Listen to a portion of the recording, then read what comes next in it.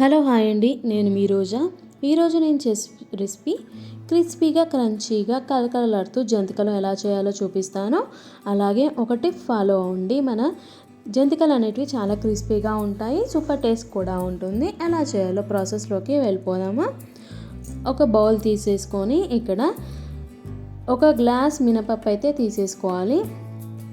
ఈ మినపప్పు మునిగేంత వరకు వాటర్ అనేది యాడ్ చేసి ఒక గంట పాటు పెట్టుకోవాలి. గంట తర్వాత మినపప్పు నానుతుంది. తర్వాత వాటర్ అనేది మొత్తం వంపేసి ఈ మినపప్పుని మొత్తం విజిల్ కుక్కర్లోకి తీసేసుకోవాలి.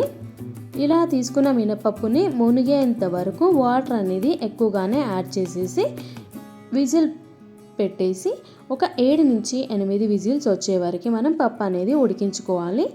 తర్వాత ఇప్పుడు మనకి పప్పు అనేది ఈ విధంగా మినపప్పు ఉడికిపోతుంది. ఈ విధంగా ఉడికిన మినపప్పుని ఒక బౌల్లోకి తీసేసుకోవాలి.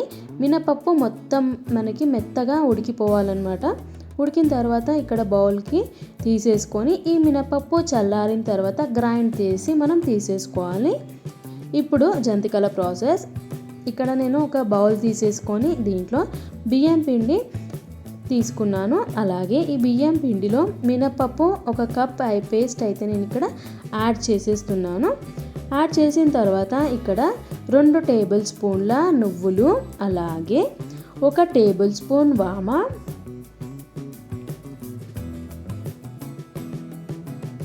అలాగే మిర్చి పౌడర్ కూడా ఇక్కడ యాడ్ చేసేస్తున్నాను.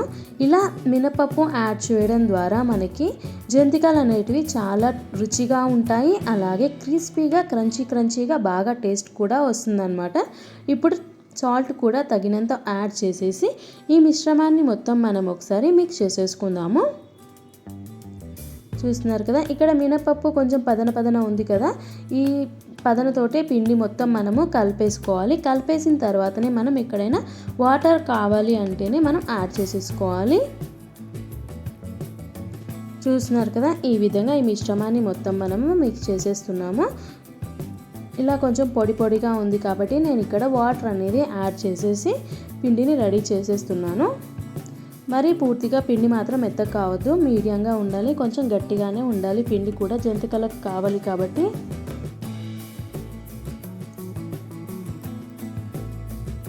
ఇలా కొద్దిగా వాటర్ అనేది వేస్తూ మనం పూర్తిగా పిండిని ఇలా రెడీ చేసేసుకోవాలి. ఇప్పుడు ఈ పిండి రెడీ చేసేసుకున్న తర్వాత జంతికల పీట ఒత్తే దాంట్లో మనం కొంచెం పిండి స్టఫ్ చేసేసుకొని పెట్టుకొని ఎంబడే మనం ఆ పిండిని క్లోజ్ చేసేసుకోవాలి. ఇది ఇట్లా క్లోజ్ చేసిన తర్వాత 3 బిళ్ళలు ఉన్న జంతికల పీటతోటి మనం ఇక్కడ చేసుకోవాలి. కాటన్ క్లాత్ తీసుకొని ఆ కాటన్ క్లాత్ పైన మనం జంతికలు అనేటివి ఈ విధంగా ప్రెస్ చేసేసుకోవాలన్నమాట. ఒకదాని తర్వాత ఒకటి మనం జంతికలని అన్నిటినీ వేసేసుకోవాలి. మీకు ఎన్ని కావాలంటే అన్ని మీరు వేసేసుకోవాలి. చిన్న సైజ్ అంటే చిన్న సైజ్ వేసుకోవచ్చు, పెద్ద సైజ్ అంటే పెద్ద సైజ్గా కూడా మనం వేసేసుకోవచ్చు అన్నమాట. చూస్తున్నారు కదా, ఫెస్టివల్స్ టైంలో, ఈవినింగ్ స్నాక్స్ టైంలో ఎప్పుడైనా ఈ విధంగా రెడీ చేసేసుకోవచ్చు. చూస్తున్నారు కదా, ఈ విధంగా జంతికలు అయితే నేను ఈ సైజులో వేసేసుకున్నాను. ఆయిల్ కూడా పక్కకి హీట్ పెట్టేశాను. ఆయిల్ హీట్ ఎక్కిన తర్వాత మీడియం ఫ్లేమ్లో పెట్టుకొని మనం ఈ జంతికలు అన్నిటినీ వేయించేసుకోవాలన్నమాట. ఒక స్పూన్ తీసేసుకొని మెల్లిమెల్లిగా ఈ జంతికలు అన్నిటినీ ఆయిల్లోకి వేసేసి ఆయిల్లో డీప్ ఫ్రై చేసేసుకోవాలి.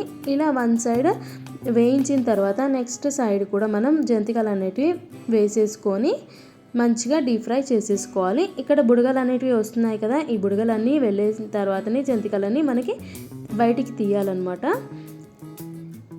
అప్పుడైతేనే సూపర్గా వస్తాయి, గోల్డెన్ బ్రౌన్ కలర్ కూడా వస్తాయి జంతికలు. అప్పుడు మనకి రెడీ అవుతున్నాయని తెలుస్తుంది.